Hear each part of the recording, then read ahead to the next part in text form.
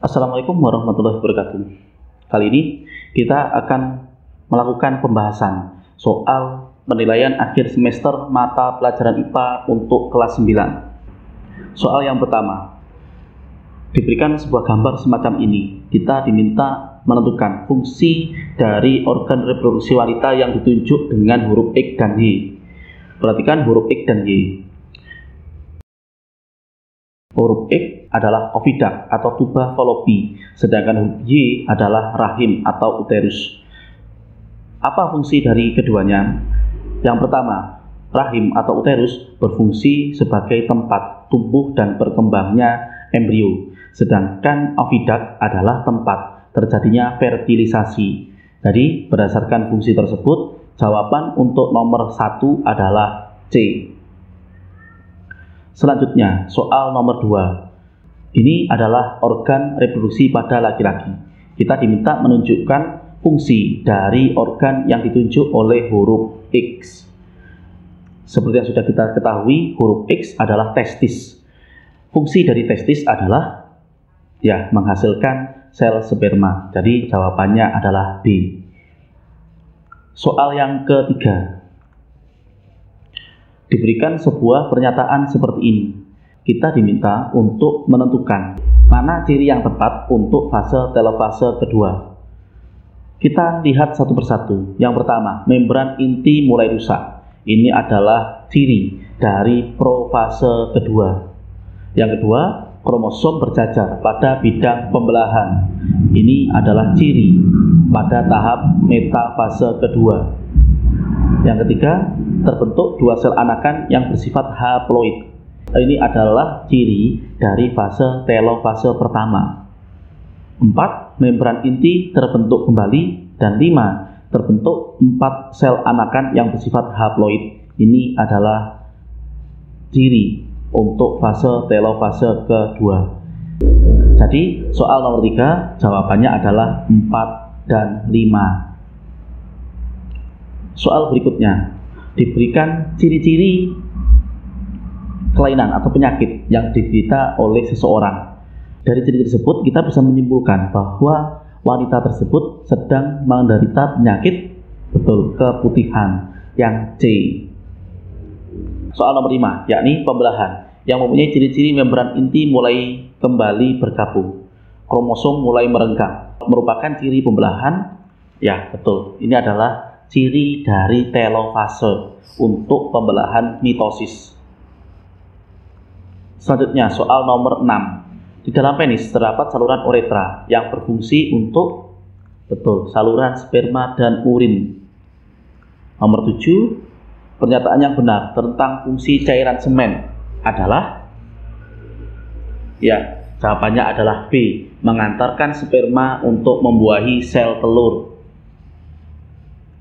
Selanjutnya, soal nomor 8.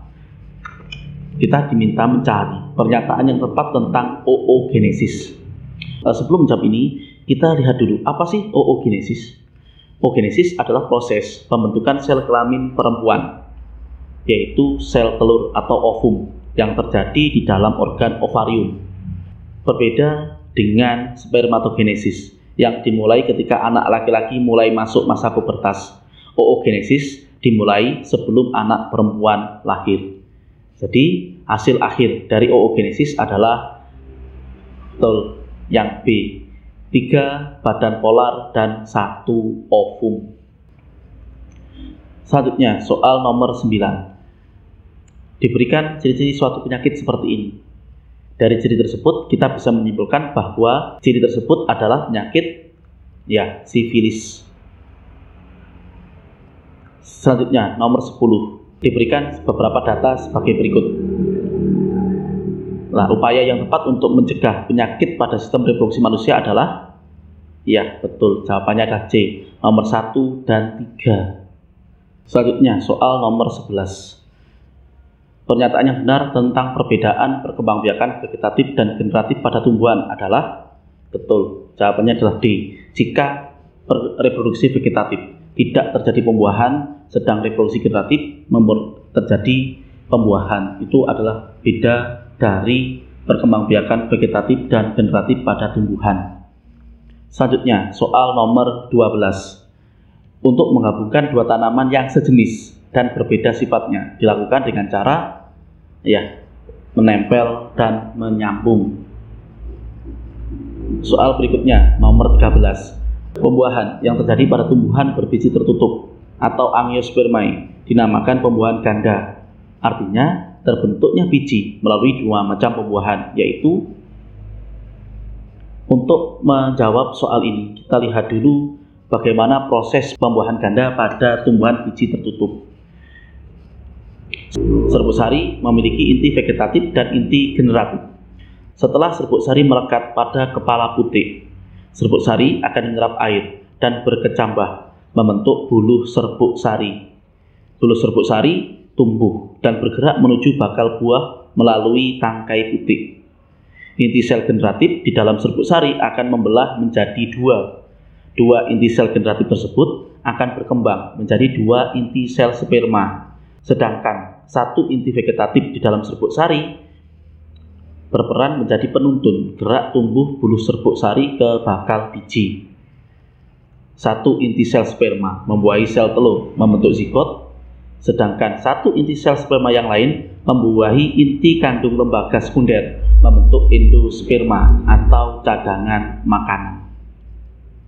Jadi berdasarkan pembahasan ini, maka jawaban yang tepat adalah betul yang C. Inti generatif 1 plus inti ovum atau membuahi inti ovum menjadi zigot, sedangkan inti generatif yang kedua membuahi inti kandung lembaga sekunder menjadi endosperma. Soal berikutnya. Diberikan beberapa contoh hewan. Kita diminta menentukan manakah yang merupakan perkembangbiakan fragmentasi. Perkembangbiakan fragmentasi adalah di mana potongan-potongan tubuhnya berkembang menjadi individu baru. Maka berdasarkan gambar ini, jawaban yang tepat adalah yang D. Ini adalah contoh dari perkembangbiakan fragmentasi pada hewan tingkat rendah, yakni pada cacing planaria. Sedangkan A dan B itu adalah proses membelah diri, sedangkan yang C adalah tunas. Soal nomor 15. Pada jenis hewan tertentu mempunyai tahapan dalam masa pertumbuhannya. Perbedaan metamorfosis sempurna dan metamorfosis tidak sempurna adalah yakni pada metamorfosis sempurna telur berkembang menjadi larva, sedangkan metamorfosis tidak sempurna telur menjadi nimfa. Apa bedanya larva dan nimfa? Kalau larva, bentuk dan fungsi struktur tubuhnya berbeda dengan hewan dewasa. Tetapi jika disebut sebagai nimfa bentuk struktur tubuh hewan muda sama seperti hewan dewasa. Perbedaannya hanya ukurannya saja. Yakni kalau nimfa pasti lebih kecil daripada hewan dewasa. Tetapi secara keseluruhan bentuk dan tubuhnya sama seperti hewan dewasa. Berbeda dengan larva sangat berbeda dengan bentuk dari hewan dewasa. Maka itu adalah perbedaan antara metamorfosis sempurna dan metamorfosis tidak sempurna. Demikian pembahasan untuk bagian pertama, yakni soal 1 sampai 15. Kita akan lanjutkan pembahasan bagian berikutnya untuk soal berikutnya. Jangan lupa untuk belajar. Saya akhiri. Assalamualaikum warahmatullahi wabarakatuh.